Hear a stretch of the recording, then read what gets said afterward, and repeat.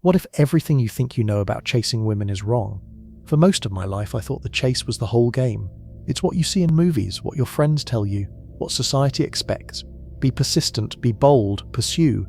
But after a while, the pursuit stopped feeling romantic and started feeling like running on a treadmill, exhausting, endless, and going absolutely nowhere.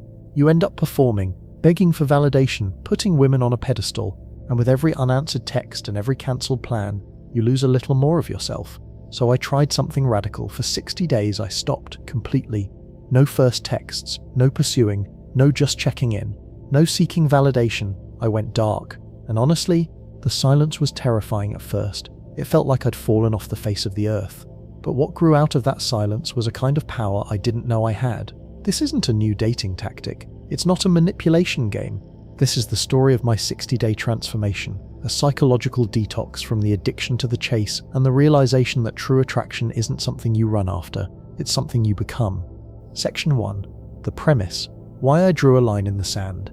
Before we get into the 60 days, we need to talk about the why.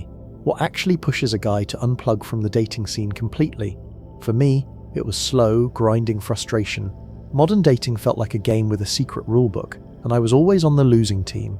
The pressure to initiate, to entertain, to prove I was worthy of attention, it was like a full-time job with terrible pay.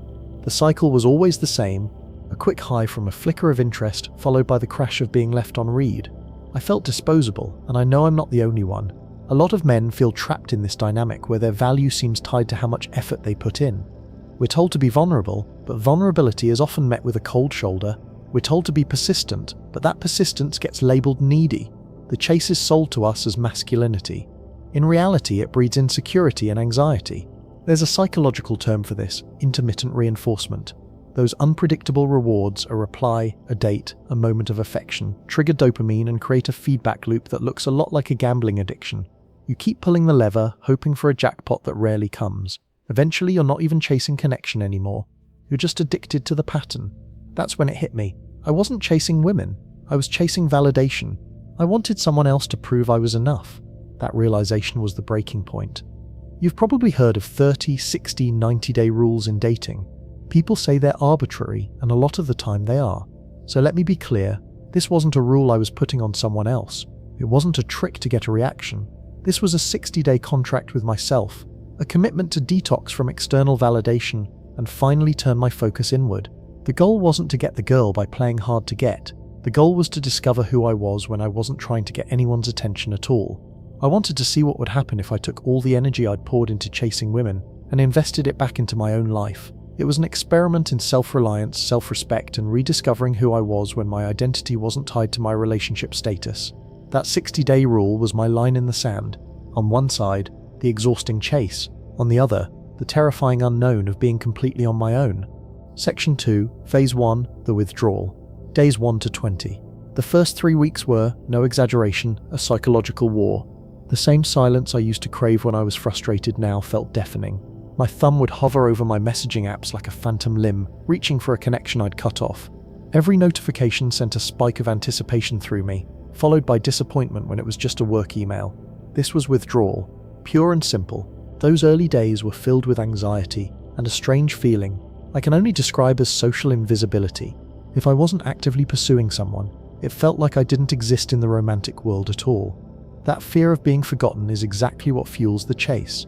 I caught myself replaying old conversations, wondering what she was doing, hoping for some sign that I still existed in her world. My brain, cut off from its usual dopamine hits, was scrambling for a fix, and in that discomfort, my attachment patterns started to show up clearly. That anxious knot in my stomach, it wasn't about one particular woman, it was a long-standing fear of abandonment, pushing me to seek constant reassurance. By cutting off the source of that reassurance, I had no choice but to sit with the anxiety instead of trying to numb it with one more text that might not even get a reply.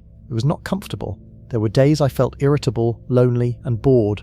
My brain kept screaming, just go back, send one message, get back in the game. Meanwhile, life around me didn't stop. My friends were still on the apps, still going on dates, still talking about who they were seeing, and that made me feel even more like I was being left behind. Then something happened. There was a woman I'd been casually pursuing before this experiment. Around day 10 of complete silence from me, a text popped up. Hey, haven't heard from you in a while. Everything okay? My first impulse was to jump on it, to see it as proof that my strategy was working. But this wasn't supposed to be a strategy. The rule was the rule. If I replied, I wasn't just answering a text. I was relapsing into validation seeking. So I didn't, and that was one of the hardest choices in those first 20 days. But it was also the first time I felt a real sense of power. Not power over her, power over myself. This withdrawal phase is everything. It's the detox where you starve the part of your ego that lives on someone else's approval. You're not just breaking a habit, you're coming face to face with the insecurities that made you chase in the first place. It's a journey into the quiet, and in that quiet, you're forced to meet the one person you've been running from, yourself. If this is hitting a little too close to home, if you've ever felt burned out from the chase, or like your worth depended on someone texting you back, consider subscribing. On this channel, we dive into self-development, psychology, and authentic masculinity every week, and I'd genuinely like you to be part of it. Alright, let's get back to it. Section 3, Phase 2, the clarity. Days 21 to 40. Around week 3, the internal storm started to calm down. The constant urge to check my phone began to fade. The obsessive replaying of past conversations went quiet, and in that silence, something new appeared. Stillness. And in that stillness, clarity started to show up.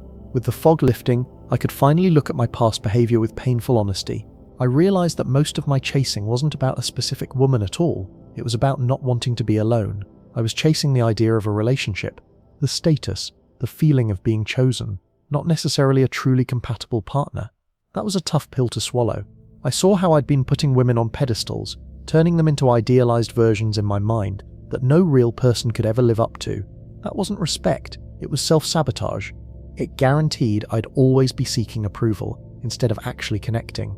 And once that clicked, something else changed. I suddenly had time and energy. All the mental space I used to fill with, what did she mean by that text? Should I double text? Was just empty. So what do you do with that reclaimed energy? I started reading again, books that had been sitting on my shelf for years. I picked up a guitar that had been gathering dust. I went back to the gym, not to build a body to impress someone, but because of how it made me feel stronger, more grounded, more disciplined.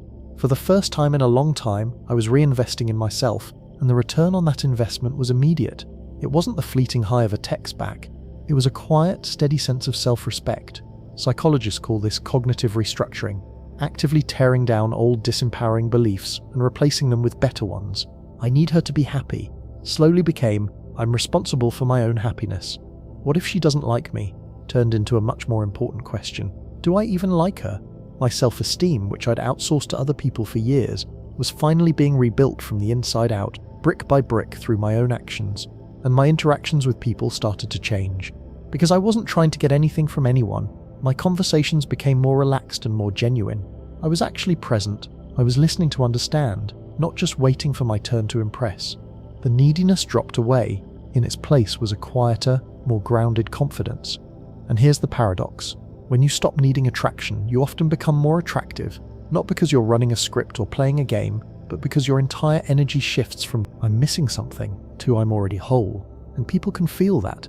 Fight. Section 4, Phase 3, the rebuilding. Days 31 to 45. If the clarity phase was about seeing, the rebuilding phase was about doing. From about day 31 to 45, theory turned into reality. It wasn't enough to recognize my old patterns.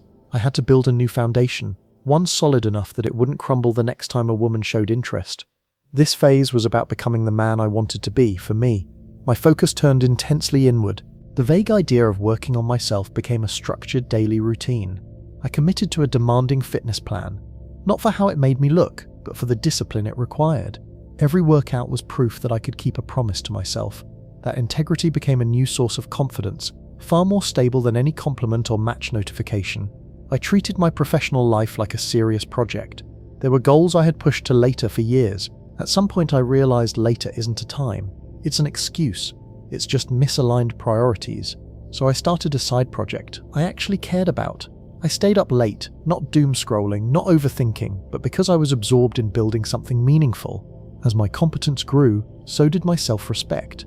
When you're creating something of value, a business, a skill, a stronger body, you stop needing other people to tell you you're valuable. You can feel it. I also rebuilt my social life with zero dating agenda. I reconnected with old friends I'd neglected while I was busy chasing someone.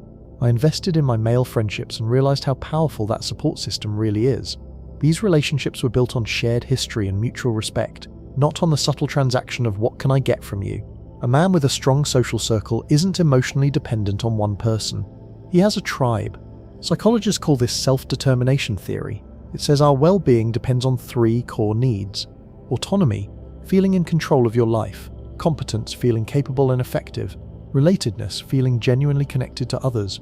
By stopping the chase, I was accidentally hitting all 3. I regained autonomy by taking back control of my time and choices. I built competence through my work and fitness. I deepened relatedness through real friendships, not half-invested situations. I was creating a life that was already full. A partner wouldn't complete it. She'd just be a beautiful addition. Around this time, I ran into a woman I knew casually. We talked for a few minutes, and the vibe felt completely different.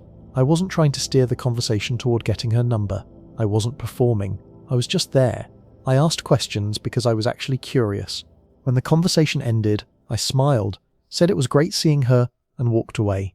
No lingering, no mental replay, no hidden agenda.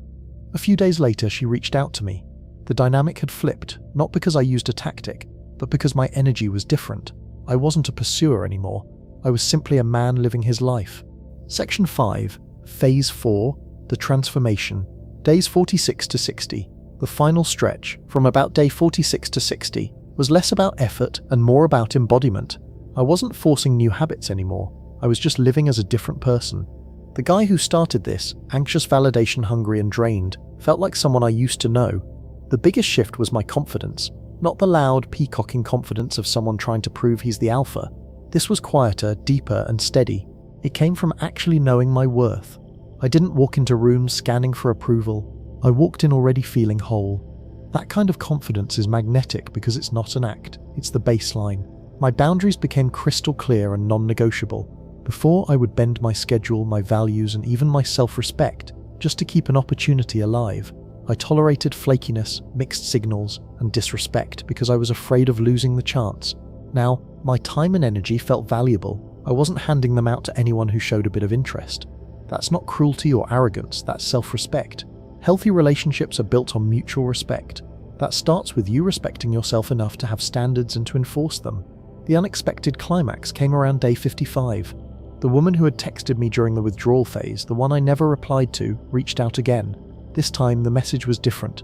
It wasn't casual, it was direct. She asked if I'd be open to getting a drink sometime, her treat. In that moment, the entire experiment came full circle.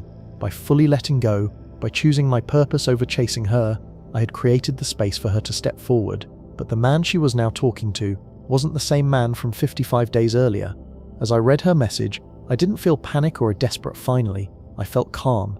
I could pause and ask myself, does this person align with my values? Is this a connection I genuinely want to explore? Or am I just drawn to the validation of being pursued? That's the real shift.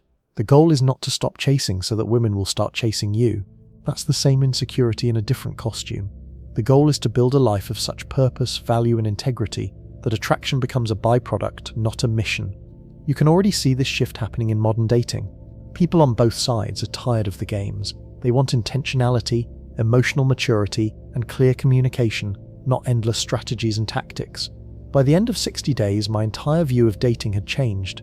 The chase isn't proof of passion. Most of the time, it's a symptom of believing you're not enough on your own. The solution isn't to become a better hunter. It's to become a man who doesn't need to hunt because he's busy building his own kingdom. Conclusion: the end of the chase. So what really happens when a man stops chasing women for 60 days? He finally finds himself. This journey wasn't about downloading a new set of dating tricks. It was about unlearning a lifetime of conditioning that told me my worth had to be earned from others. It was a 60-day pilgrimage back to myself. The withdrawal was painful. The clarity was liberating. The rebuilding was empowering. And the transformation feels permanent. The paradox is this: when you stop outsourcing your self-worth, you become genuinely self-assured. You stop performing and start living. You stop begging for attention and start earning respect. A healthy relationship isn't a pursuer and the pursued. It's two whole individuals choosing to walk the same path, side by side. That takes mutual effort, mutual respect, and honest communication. The chase, as we glorify it, usually kills that before it even starts. It creates an imbalance of power and need that's hard to ever correct. My 60 days are over, but the lessons aren't. I no longer see dating as a game to win, but as an opportunity to connect authentically. And if that connection isn't right, I have the strength to walk away, because my peace and my purpose are not negotiable. The most attractive man isn't the one who chases the hardest. It's the one who doesn't need to chase at all because he's built a life he's genuinely proud of.